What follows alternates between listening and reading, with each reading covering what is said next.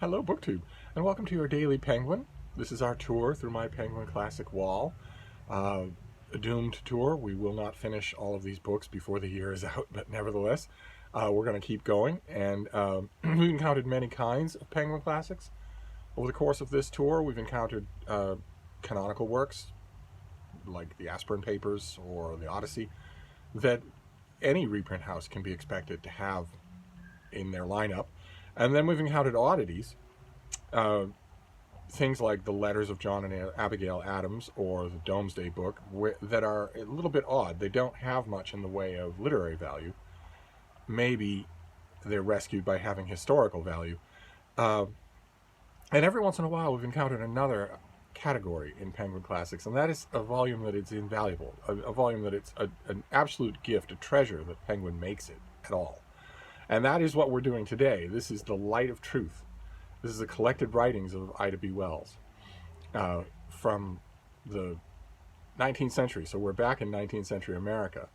And it's invaluable. Mia Bay put these writings together and introduces them and annotates them, and it's an invaluable volume to have. Just invaluable.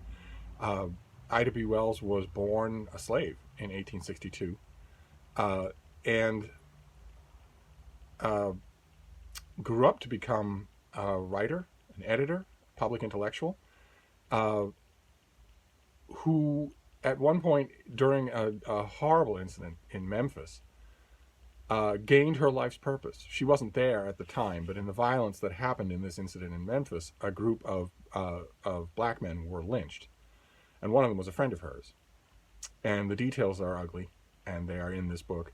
And it started her on a career of crusading against lynching, which might seem very niche to 21st century, to complacent 21st century readers, except if you look at the daily news, you see that such a crusade is very much still needed. Lynchings very much still happen. But in Ida B. Wells' day, they were common, and there was no redress. And they were a part of Southern culture to the point where they could be the subject of New Yorker cartoons. And Ida B. Wells was a great rhetorician, a great writer, and sharpened her pen on this subject and wrote about it extensively. And this volume collects all of those anti-lynching writings, but it collects a lot of other stuff too.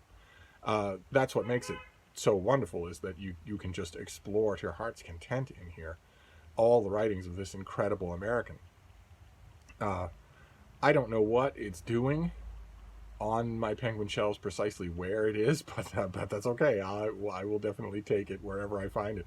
This volume came out I think in 2014, and I could see right away what a scholarly treat, what a triumph it was. So your Daily Penguin today will be very, very short, and an overwhelming recommend. If you have not made the acquaintance of this author, you really should. This is a crusade, an intellectual endeavor, a whole subject matter that very much is not confined to the Jim Crow era. And the sooner that all Americans know that, the better. The words of Ida B. Wells ring with power,